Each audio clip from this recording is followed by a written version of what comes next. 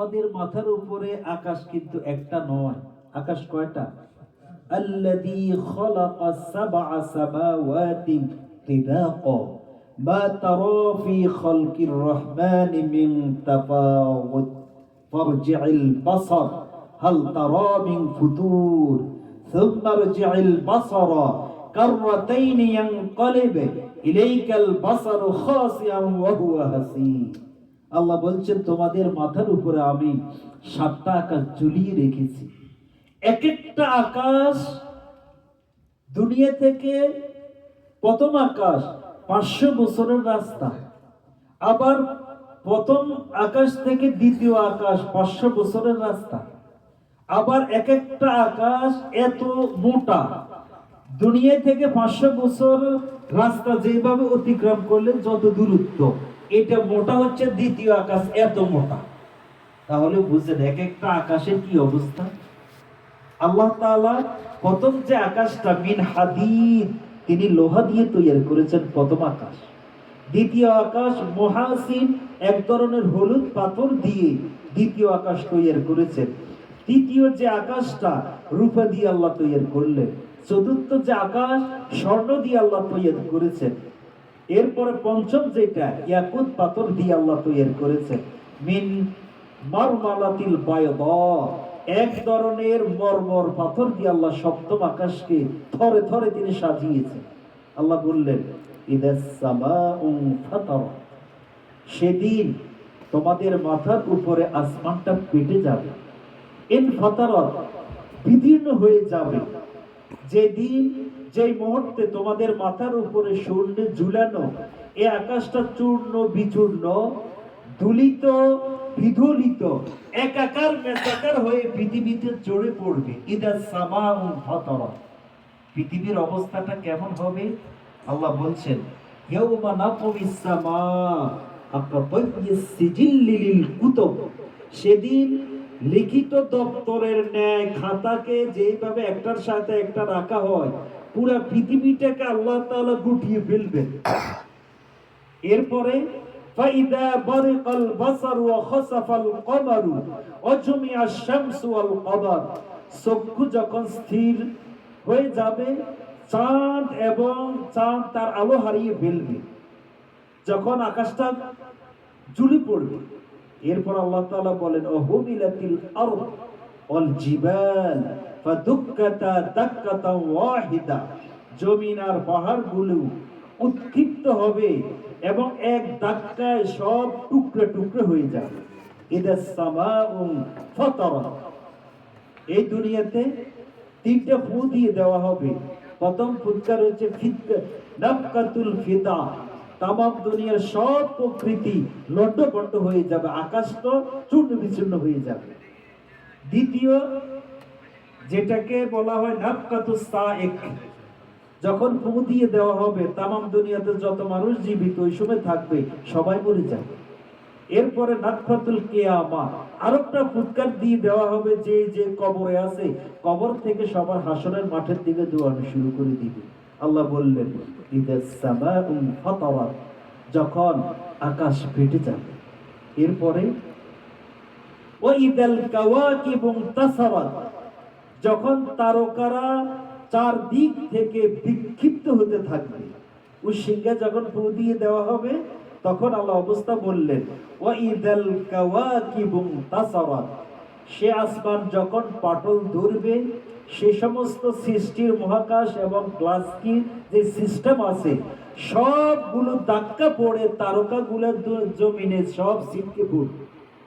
ওই কথাই আল্লাহ বললেন ওয়া ইদাল কাওয়াকিবু ইনতাসারাত, মহাকাশে আল্লাহ অসংখ্য তারকা রেখেছেন। শুধু গ্লাসকির নিচে 10,000 কোটি তারকা রয়েছে। এরপরে একটা গ্লাসকির ভিতরে তারকার দল হলো 40,000 কোটির উপরে।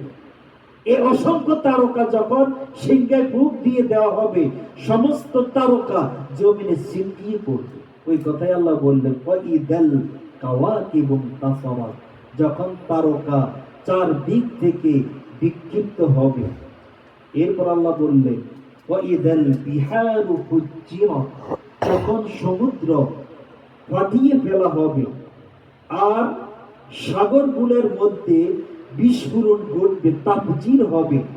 ফাদালাল্লাহু বা'দুহা মিন বা'দ, এক বিস্ফোরণ হবে, এক সাগর আরেক সাগরের মাঝে চলে যাবে, এরপরে বিস্ফোরণে আগুন ধরে যাবে সাগরের নিচে। এখন আমরা মনে করব সাগরের নিচে, পানির নিচে আগুন কেন? আজ থেকে কয়েক বছর পূর্বে সুনামি হয়েছে, দেখছেন না? সুনামি যখন হয়েছে, এই যখন সব পেটে গেছে, এখান থেকে ধোঁয়া বের হয়েছে। এজন্য বোঝা যায় পানির নিচে রয়েছে কি? পানি মাঝে মধ্যে আমরা গরম দেখি না, এই গরম এটাকে হিট দেয় কি? এই পানির নিচে আগুন, পানির নিচে কি আগুন রয়েছে। আল্লাহ বলছেন ওয়াইদাল বিহারু ফুজ্জিরাত, যখন সিংহে ফু দিয়ে দেওয়া হবে, এক সাগর আরেক সাগরের ভিতরে ঢুকে যা আগুন ধরে যাবে, এবং লবণাক্ত পানি মিঠে পানি গুলো এক পাশ হয়ে উচ্চারিত হয়ে ওই তলায় আগুন লেগে যায়। এই কথাই আল্লাহ বললেন ওয়াইদাল বিহারু ফুজ্জিরাত, যখন উৎক্ষিপ্ত হবে, তার সীমা অতিক্রম করবে, বয়াল আগুন ধরে যাবে পানির ভিতরে। এরপর আল্লাহ তাআলা বললেন ওয়াইদাল কুবুরু বু'থিরাত, যখন কবরগুলো খুলে দেওয়া হবে। আমি আর আপনি, আমাদের পূর্বে যত আমাদের আত্মীয় স্বজন, সবাই কিন্তু কবরে চলে গেছে, যায় নাই? আল্লাহ বলেন ওয়াইদাল কুবুর, আর যেদিন কবরের সকল মুর্দাগানকে আদম থেকে এখন পর্যন্ত, এখান থেকে নিয়ে কিয়ামত পর্যন্ত যত মানুষ মারা গেছে, মারা যাচ্ছে, মারা যাবে, বু'সিরাত, সবাইকে রিটার্ন ব্যাক করা হবে, সকলকে কবর থেকে ওই হাসরের ময়দান।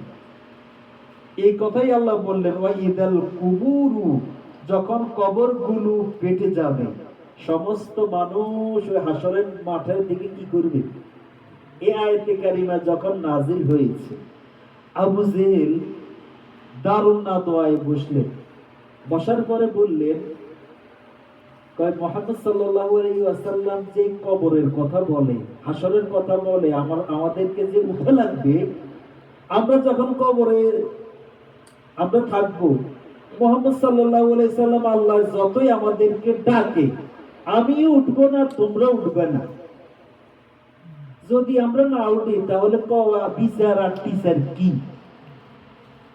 তখন তাদের ভিতরে একজন ছিল হিশাম, এ খুব শিক্ষিত ছিল। তখন তিনি আবু জেহেলকে বললেন, আবু জেহেল, মুহাম্মদ সাল্লাল্লাহু আলাইহি ওয়াসাল্লামের আল্লাহ যে কোরআন নাযিল করেছে, এখানে একটা শব্দ ব্যবহার করেছেন বু'থিরাত। বু'থিরাত মানে এটাকে আরবিতে বলা হয় মজহুলে সিগা, মানে হাসরের ময়দানে আমাকে আপনাকে বলবে না, ও বাবুল ভাই আপনি সম্মানের সাথে হাসরের ময়দানে আপনি উঠেন, এটা বলবে না। বু'থিরাত মানে এমন সিংহে ফু দিয়ে দেওয়া হবে, সিংহের যন্ত্রণায় মানুষ সহ্য করতে পারবে না, এই যন্ত্রণায় তারা হাসরের ময়দানে দৌড়াতে থাকবে। বু'থিরাত, কারণ আল্লাহ কোরআনে কি বলছেন? অনুফিখা ফিস সূরি ফাইদা হুম মিনাল আজদাফি ইলা রাব্বিহিম ইয়ানসিলুন। আল্লাহ তাআলা বললেন সিংহে যখন ফু দিয়ে দেওয়া হবে, তৎক্ষণাৎ তারা কবর থেকে রবের দিকে ছুটে যাবে। কবর থেকে আপনাকে উঠাবে না ফেরেশতারা। যখন সিংহে ফু দিয়ে দেওয়া হবে, কানের যন্ত্রণা কেউ সহ্য করতে পারবে না। বু'থিরাত। এখন এই কবরের চিন্তা যে ব্যক্তির যত বেশি, তার আমলে জিন্দেগি তত বেশি ভালো। কবরের চিন্তা আমার আর আপনার যতক্ষণ পর্যন্ত ভালো না হবে, আমলে জিন্দেগি ততক্ষণ ভালো হবে না। আল্লাহ রাসূল সাল্লাল্লাহু আলাইহি ওয়াসাল্লাম মেরাজে গেলেন। মেরাজ থেকে আল্লাহ রাসূল এসে বললেন, মা রাআইতু মানজারান কত্তু ইল্লা আল কবরু আফজাউ মিনহু। আমাকে আল্লাহ তাআলা জান্নাত দেখালেন, জাহান্নাম দেখালেন, মালাকুত দেখালেন, জাবারুত দেখালেন, যা কিছু দেখলেন, কিন্তু আমার কাছে, নবীর কাছে মনে হয়েছে একটা জিনিস আল্লাহ আমাকে দেখিয়েছেন, সেটা হচ্ছে কবর। এটা ভয়ঙ্কর। এজন্য কবরের চিন্তা আমার আর আপনার যত বেশি ভালো হবে, আমাদের আমলে জিন্দেগি তত বেশি ভালো হবে। এজন্য রাসূল সাল্লাল্লাহু আলাইহি ওয়াসাল্লাম একদিন সাহাবায়ে কেরামদের দুনিয়াদারি দেখে, দেখেন না আমাদের কোরআনের কথা আমরা যদি বলি, আমরা আসে বসে যান, কোনো কথা না বলি। কোরআনের কথা যদি আমরা শোনার জন্য, বলার জন্য আমরা সময় বেঁধে দিই, দেখবেন মানুষ এই আজকের অবস্থা। এখানে যদি দুনিয়াদারি যদি কিছু হতো, দেখবেন কানায় কানায় মানুষ বলে দিত, দুনিয়ার যদি কিছু লাভ দেখতো। আল্লাহ রাসূল সাহাবায়ে কেরামদের দুনিয়াদারি দেখে রাসূল একদিন বললেন, ইন্না হাযি উম্মাতা তুবতা ফি কবরিহা ফালাউলা ফাদাফাহু দাওয়াফাল্লাহু আন ইয়াসমা মিন আযাবিল কবর আল্লাযী আসমাউ মিন। আমি নবী, তোমাদের দুনিয়াদারি দেখে আমার মনে হয় আল্লাহ তাআলা যেন প্রত্যেকটা মানুষকে মৃত্যুর আগে অন্তত কবর যেন একবার দেখা।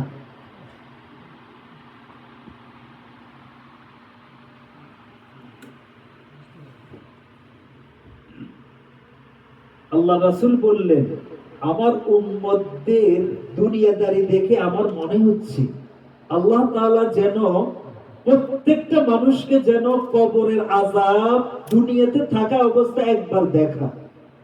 যদি তারা দেখতো তাহলে তারা দুনিয়াদারি হতো না। আবার কবরের আযাব যদি দেখতো, একজন আত্মীয় আরো আত্মীয়কে কবরে রাখতো না, কারণ কবর হচ্ছে এমন ভয়ঙ্কর। এজন্য রাসূল বললেন, দুনিয়াতে থাকা অবস্থায় একবার কবরের আযাব যদি দেখতো, আর তারা দুনিয়ার প্রতি এত মোহ হতো না।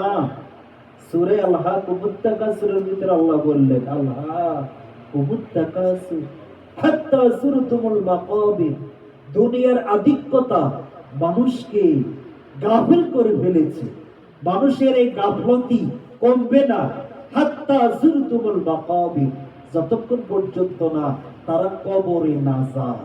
এই জন্য কবরে যাওয়া পর্যন্ত আমার আর আপনার সবার দুনিয়ার প্রতি লোভ আছে না নাই? আছে। এই জন্য কবরের মাটি ঢুকান না পর্যন্ত আমাদের খাই খাই বাপ এটা কমবে না। এই জন্য আল্লাহ তাআলা বললেন, ওয়াইদাল কুবুরু বুসিরাত, যখন প্রতিটা মানুষ হাসরের ময়দানে তুলে দেওয়া হবে এই কবর। আল্লাহ রাসূল সাল্লাল্লাহু আলাইহি ওয়াসাল্লামের দুই মেয়ে, দ্বিতীয় খলিফা নাম হচ্ছে উসমান রাদিয়াল্লাহু তাআলা আনহু, তার নিকটে আল্লাহ রাসূল বিবাহ দিয়েছে। এজন্য উসমান রাদিয়াল্লাহু তাআলা আনহুকে বলা হয় জিন্নুরাইন, দুই নূরের অধিকারী। জান্নাতি 10 জনের ভিতরে একজন হযরত উসমান। তিনি তার গোলাম, তার নাম হচ্ছে গোলাম হানি। ওসমান যত জায়গাতে ভ্রমণে যেতেন, তা এই হানিকে নিয়ে ওসমান রাদিয়াল্লাহু তাআলা ভ্রমণে যেতেন। তো হযরত ওসমান রাদিয়াল্লাহু তাআলা যতটা কবর দেখতেন, সব কবরের সামনে তিনি দাঁড়িয়ে একটু অপেক্ষা করতেন। এরপর তার যে হানি, সে বলেন, ওয়াকাফা আলাল কবরি হাত্তা বাকা ইউবাল্লিগু ফি লিহইয়াতি। ওসমান রাদিয়াল্লাহু তাআলা কবরের আযাব, কবর দেখে দেখে চোখ দিয়ে পানি পড়ে পড়ে তার দাড়ি পর্যন্ত ভিজে যেত। এই কবর ওয়াইদাল কুবুরু বুসিরাত, এজন্য ইন্নাহা তাযকিরা। ওসমান রাদিয়াল্লাহু তাআলা আনহুকে জিজ্ঞেস করা হলো, আল্লাহ রাসূল যখন কিয়ামতের কথা বলে, জান্নাতের কথা বলে, আপনি তো এত কাঁদেন না, কিন্তু কবরের কথা বললে আপনি এত কাঁদেন কেন? তখন ওসমান রাদিয়াল্লাহু তাআলা বলেন, ইন্নাকা তাযকুরুল জান্নাহ ওয়ান নার লা তাবকি ওয়ালাকিন্না তাবকি মিন আবা। আমি জান্নাত এবং জাহান্নামের কথা শুনলে এত কাঁদি না, আর কবরের কথা শুনলে কেন কাঁদি? সামিতু নবী সাল্লাল্লাহু আলাইহি ওয়াসাল্লাম, ইন্নাল কবরা আউয়ালু মানজিলিন মিন মানাজিলিল আখিরাহ।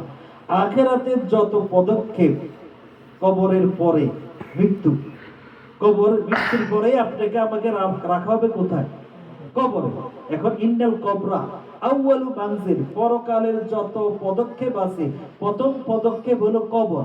কবরে যে ব্যক্তি নাজাত পাবে, পরবর্তী সমস্ত পদক্ষেপে সে নাজাত পেয়ে যাবে। এখন ওসমান বলে, আমি জানি না কবরে যদি আমি ধরা খেয়ে যাই। এই জন্য তিনি এত কাঁদা কাঁদতেন। আল্লাহ রাসূলের হযরত আবু বকরের একজন মেয়ে ছিল আসমা। তিনি একদিন আল্লাহ রাসূল সাল্লাল্লাহু আলাইহি সাল্লামের খুতবা শোনার জন্য মসজিদে গেলেন। এত মানুষ হয়ে গিয়েছে, আসমা সামনে আসতে পারে না, একেবারে পিছনে। তখন তিনি বললেন, যাকারা ফিতনাতুল কবর দাজ্জালা মানজালাত দারাজাতিন মা লাম নাসমা মিনহু শাইয়া। রাসূল যখন কবরের বয়ান শুরু করে দিল, সাহাবায়ে কেরাম এত কান্নাকাটি করা শুরু করলো। আসমা বলেন, আমরা পিছনে ছিলাম, আল্লাহ রাসূল কি ওয়াজ করছেন আমরা কিছুই শুনিনি। মানে এত কবর। ওয়া ইদাল কুবুরু বু'থিরাত, হাসরের ময়দানে সমস্ত মানুষকে আল্লাহ তুলে দিবেন। এরপরে পঞ্চম আয়াত আল্লাহ বললেন, আলিমাত নাফসুম মা কদ্দামাত ওয়া আখখারাত। প্রত্যেক ব্যক্তি তার সামনে এবং পিছনের সব কিছু জেনে যাবে। দুনিয়াতে আমি আর আপনি যত আমল করেছি, হাসরের ময়দানে আপনার সামনে সব আমল আল্লাহ তুলে দিবেন। আপনি যদি ভালো আমলদারি হন, ডান হাতে আমলনামা পাবেন, আর যদি খারাপ আমলদারি হন তাহলে বাম হাতে আমলনামা পাবেন। এরপর আল্লাহ বললেন কি, আলিমাত নাফসুম মা কদ্দামাত ওয়া আখখারাত। আমি আর আপনি যা কিছু দুনিয়ায় থাকি, যা কিছু পাঠিয়েছি, যা কিছু হাত দিয়ে করেছি, চোখ দিয়ে দেখেছি, সব কিছু আল্লাহ তাআলা আমাদেরকে জানিয়ে দিবেন।